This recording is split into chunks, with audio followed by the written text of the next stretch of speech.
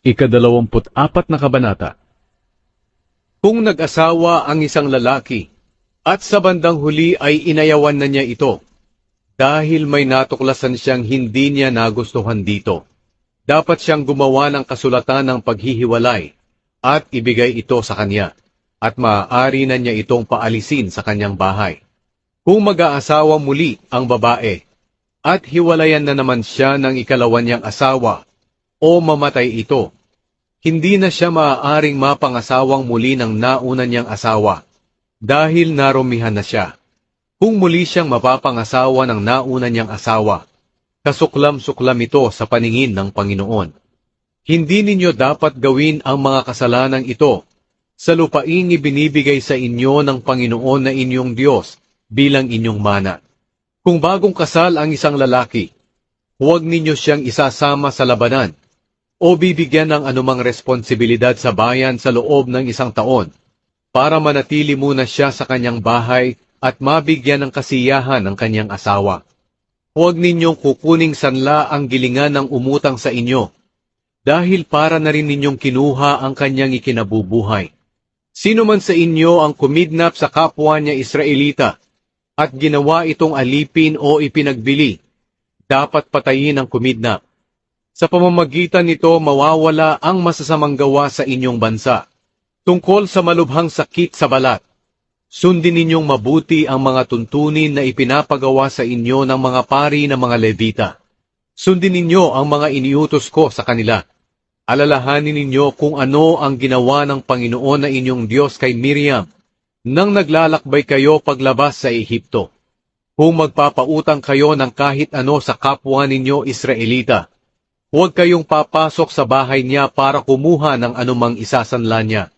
Maghintay lang kayo sa labas, at dadalhin niya ito sa inyo. Kung mahirap ang tao, at pangbalabal ang isinanla niya sa inyo, huwag ninyong palilipasin ang gabi na nasa inyo ito.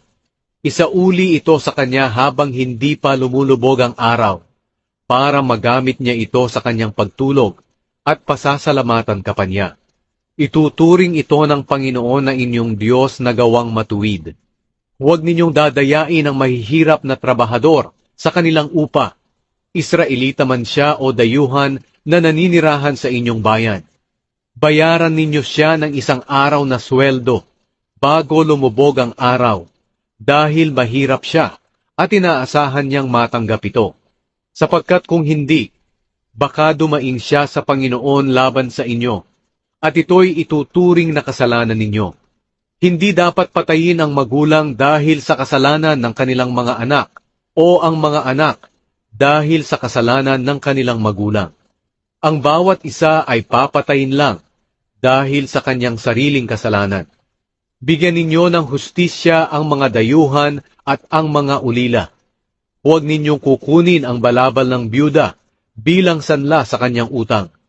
Alalahanin ninyong alipin kayo noon sa Ehipto, at iniligtas kayo ng Panginoon na inyong Diyos. Ito ang dahilan kung bakit inuutusan ko kayong gawin ito. Kapag nag-aani kayo at may naiwang bigkis sa bukid, huwag na ninyo itong babalikan para kunin. Iwan na lang ninyo ito para sa mga dayuhan, sa mga ulila, at sa mga byuda, para pagpalain kayo ng Panginoon na inyong Diyos sa lahat ng inyong ginagawa. Kung mamimitas kayo ng ulibo, huwag na ninyong babalikan ang mga naiwan.